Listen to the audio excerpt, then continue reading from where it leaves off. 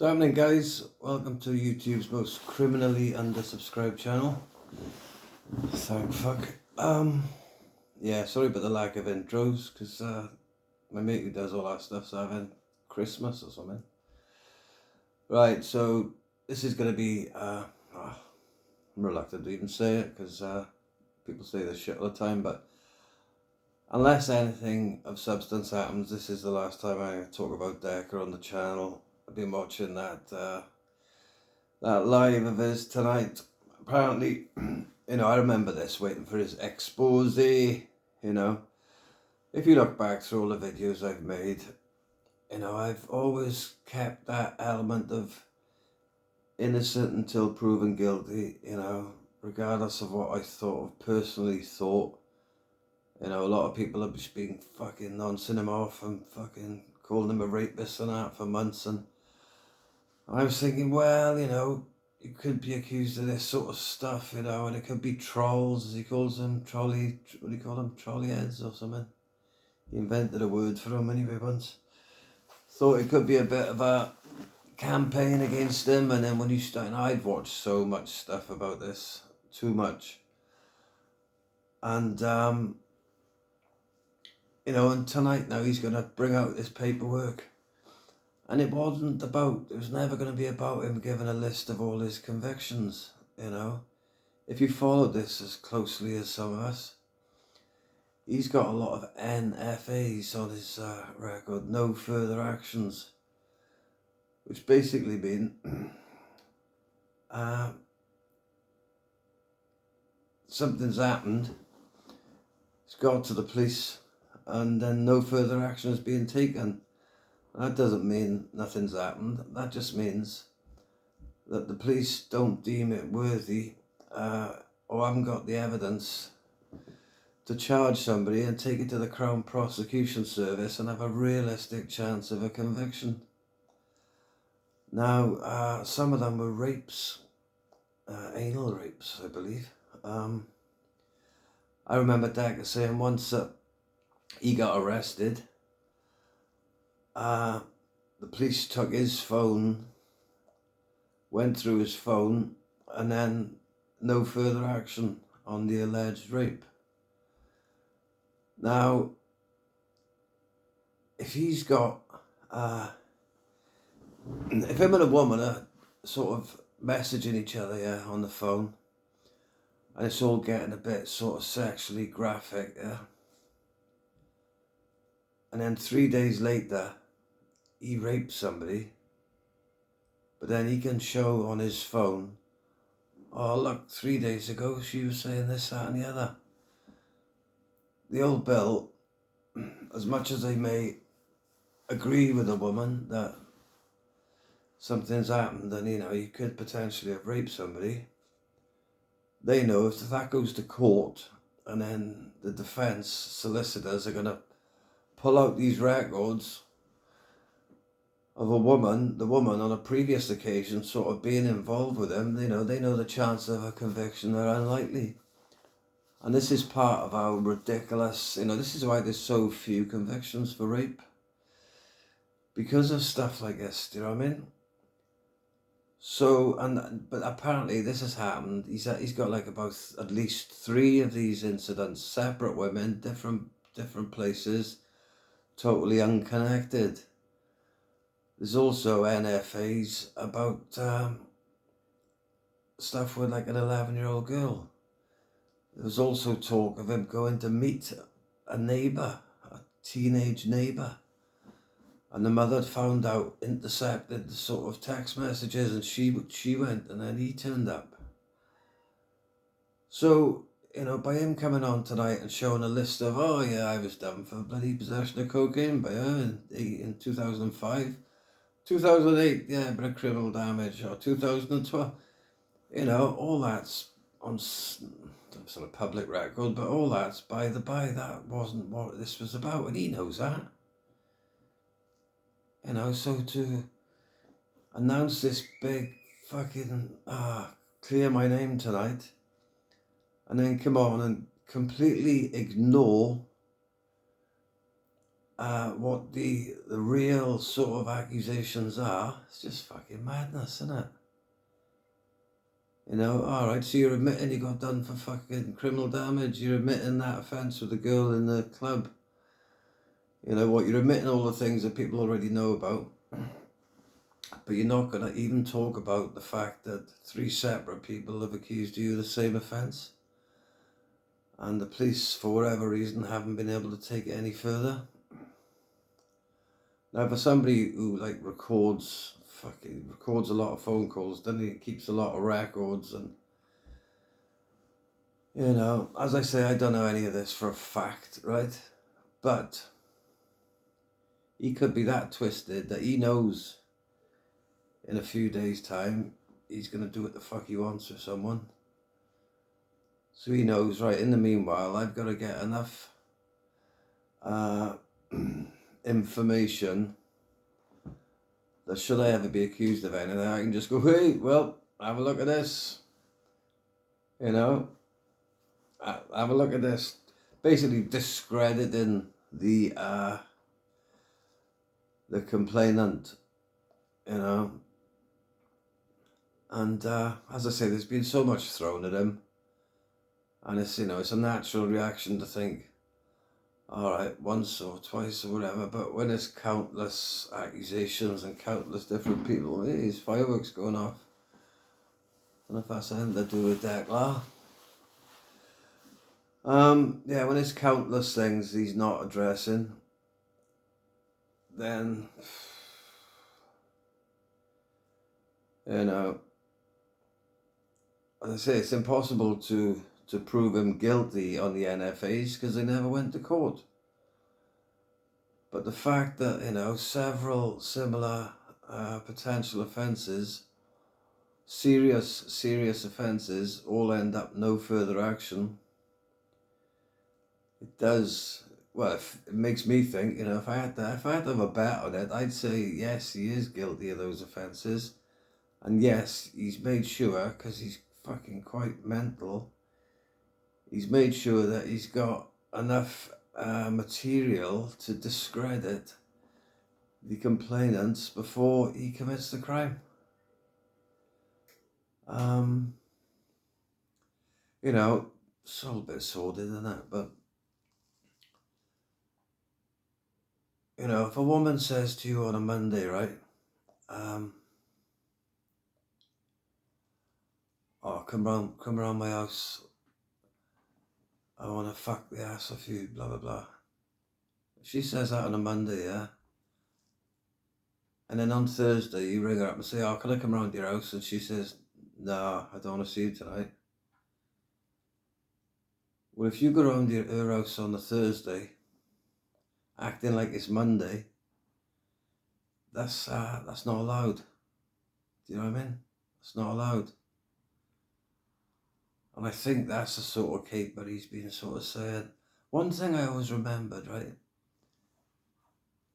I think it was in his expose when he tried to humiliate that girl. He said, oh, I've been accused of raping this girl. But, you know, my dad was upstairs sleeping. How, you know, as if to say, how can I possibly do that when there's somebody upstairs sleeping? But then he goes on to say that he had sex with the girl on the same night when there's somebody upstairs sleeping. So he's like, what?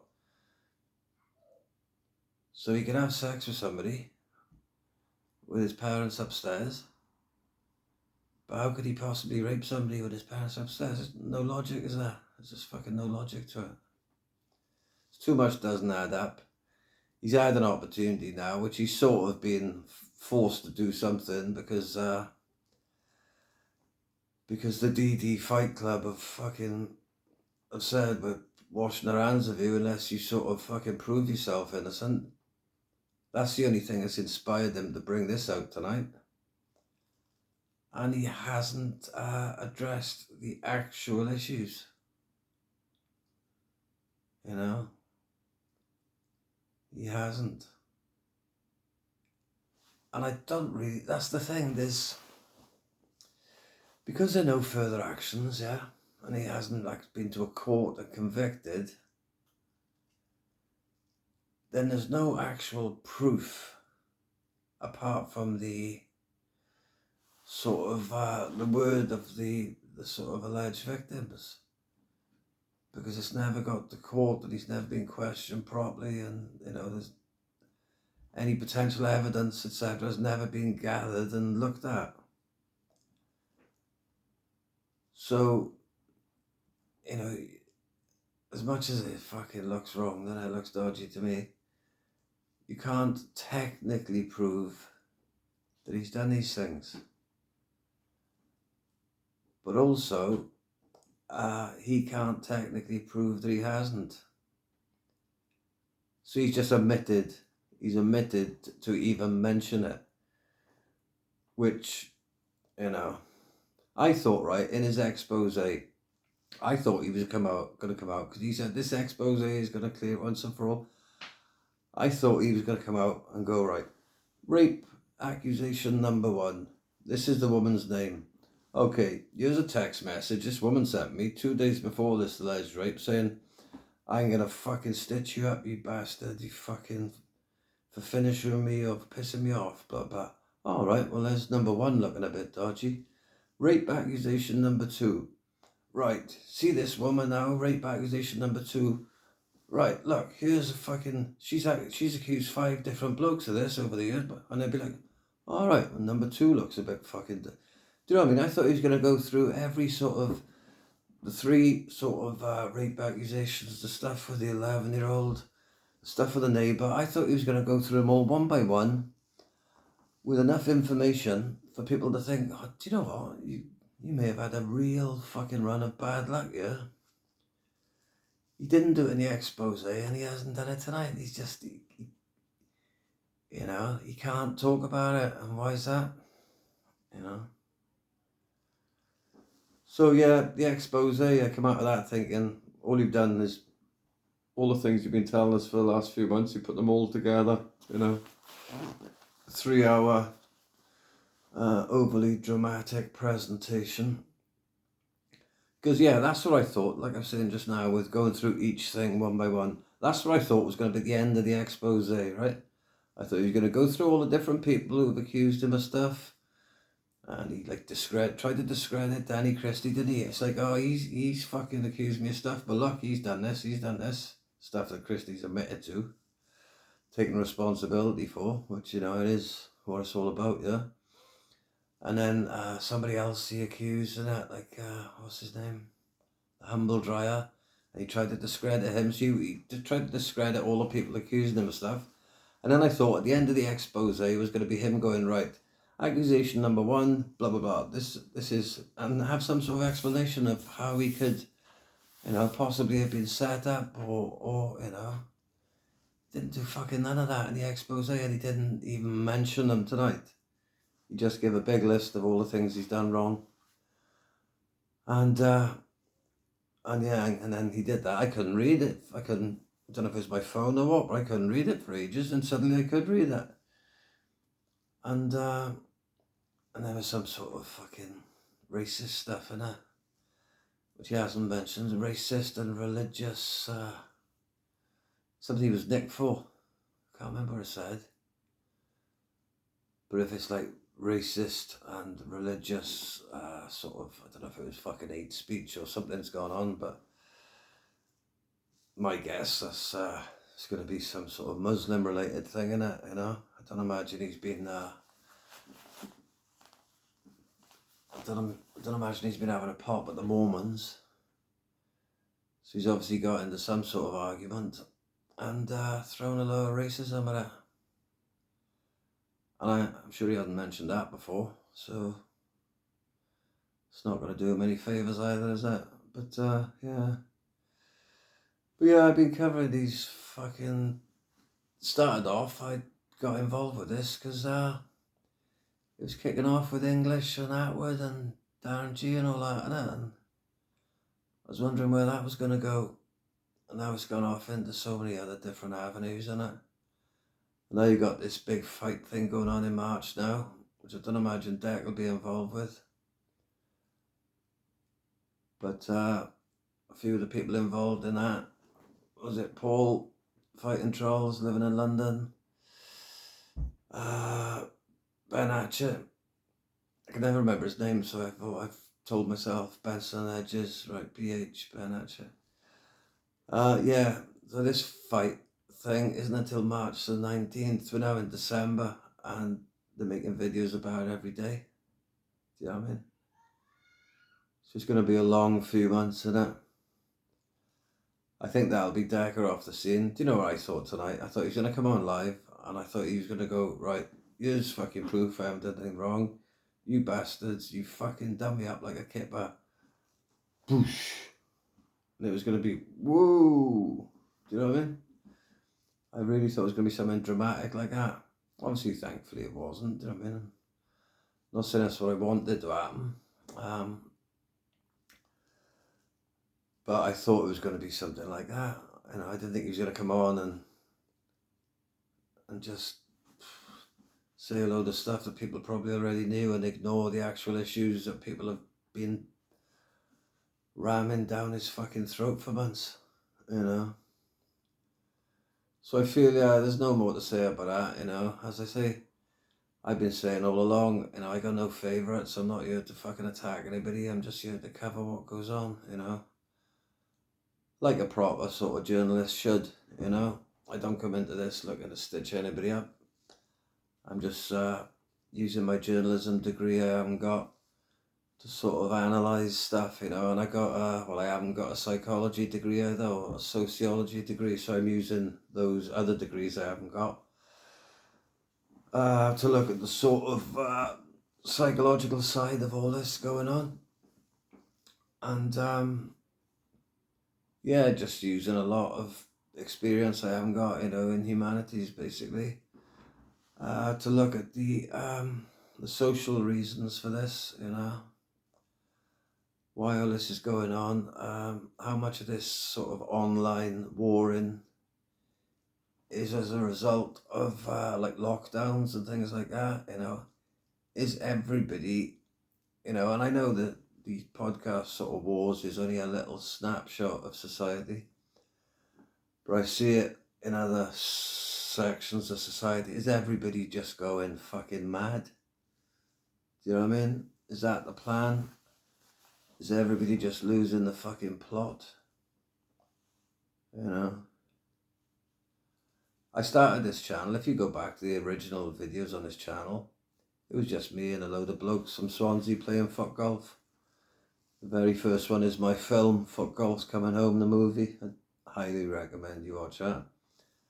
And then I just had a load of videos that were clogging up my phone from some of our matches from the Swansea Foot Golf League. So I thought I'll put them all on a YouTube channel. And then because I was watching far too much of all this nonsense, I thought I'm going to start making videos covering this. I really couldn't be asked to open another YouTube channel, so I just thought I'll just put it on here. I'll probably do about 2 or 3 and stop. For whatever reason I've carried on.